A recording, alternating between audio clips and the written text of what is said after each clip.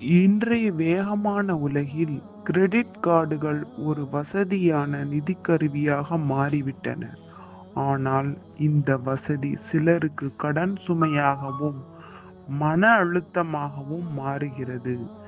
இளைஞர்கள் ஏன் கிரெடிட் கார்டுகளை அதிகமாக பயன்படுத்துகிறார்கள்? அதனால் ஏற்படும் விளைவுகள் என்ன? ஆனால் இந்த பழக்கம் நம்மை ஒரு ஆபத்தான நிலைக்கு இழுக்கிறது. இஸ்லாமிய பார்வையில் இந்த பழக்கம் ஆபத்தானது. ரிபா, வட்டி ஹராம் என்று அல்லாஹ் கூறுகிறான். நபி ஸல்லல்லாஹு அலைஹி வஸல்லம் அவர்கள் கூறினார்கள், உங்களிலேயே சிறந்தவர்கள் தங்கள் கடனை நேர்மையாக செலுத்துபவர்கள். இப்னு மாஜா அறிவிக்கப்பட்டுள்ளது.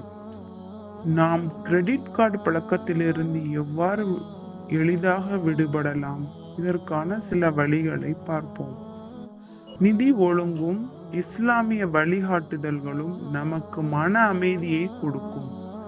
கிரெடிட் கார்டு அமைப்பு ஒரு ஆபத்து, ஆனால் நாம் மாற்றம் செய்ய முடியும். அதிலையும் அல்லாஹ் நம்மை கடனிலிருந்து பாதுகாத்து ஒரு பொருளாதார ஒழுக்கத்திற்கு வழிகாட்டுவானாக.